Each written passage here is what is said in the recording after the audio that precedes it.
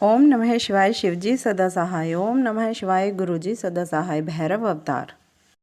एक बार से मेरु पर्वत पर बैठे हुए ब्रह्मा जी से सब देवताओं ने अविनाशी तत्व पूछा।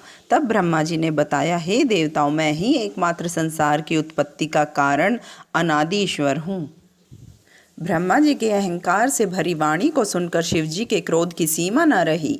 उसी क्षण उन्होंने अपने क्रोध से भैरव नामक एक व्यक्ति को उत्पन्न किया और उससे बोले, तुम ब्रह्मा पर शासन करो तथा संसार का पालन पोषण करो। काल भैरव ने भगवान शिव की आज्ञा सुनते ही अपनी अंगुली के नख से ब्रह्मा का सिर नोच लिया। इस प्रकार ब्रह्मा जी का 5वां सिर कट गया। इस प्रकार ब्रह्मा और श्री हरि को इस बात का ज्ञान हो गया कि शिव शंकर ही पर ब्रह्म स्वरूप हैं और उनका अहंकार भी समाप्त हो गया। अब भैरव जी काशी अविमुक्ति क्षेत्र में पहुँचे। वहाँ पर ब्रह्म हत्या पाताल लोक में समा गई। भैरव जी के हाथ में से ब्रह्मा का 5वां सिर पृथ्वी पर गिर पड़ा। इस पर वहाँ कपाल मोचन के नाम से तीर्थ बन गया। जो मनुष्य कपाल मोचन का स्मरण करता है उसके इस जन्म तथा दूसरे जन्म के पाप नष्ट हो जाते हैं। जो व्यक्ति काशी में मंगलवार या जन्माष्टमी के दिन कालराज भैरव की मूर्ति का दर्शन करता है उसके सभी पाप धुल जाते हैं। कारागार आदि बंधनों में जकड़ा मनुष्य भी कष्टों से मुक्ति पा जाता है। शरभ अवतार।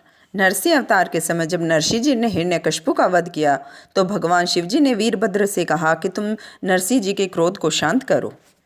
वीरभद्र जब समझाने लगे नरसिंह को तो उनकी बात सुनकर नरसिंह क्रोध में बोले, तुम यहाँ से चले जाओ, मैं ही चराचर जगत का सर्वनाश करके छोड़ूंगा। यहाँ सब मेरा ही शासन है, मैं ही स्वामी हूँ। विष्णु की अहंकार युक्त वाणी को सुनकर वीरभद्र को भी क्रोध आ गया। वह बोला, आप संहारकर्ता शिव जी को नहीं जानते क्या? शिव जी ही सब तत्व हैं। वीरभद्र नरसिंह को लेकर आकाश में उड़ गए और भगवान शिव जी के वृषभ के नीचे डाल दिया। भगवान विष्णु छटपटाने लगे। ऋषि मुनियों ने शिव जी की स्तुति करी। श्री हरि का शरीर क्षीण हो गया। उनका सारा तेज वीरभद्र में लीन हो गया।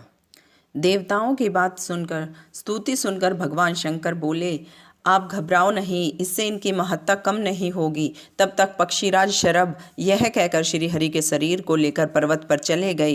तभी भगवान शंकर नरसिंह जी के चरम को धारण करने लगे और मुंडमाला में उनका मुख भी सम्मिलित कर लिया। समस्त देवता श्री हरि सहित शिव जी की स्तुति करके अपने अपने धाम चले गए।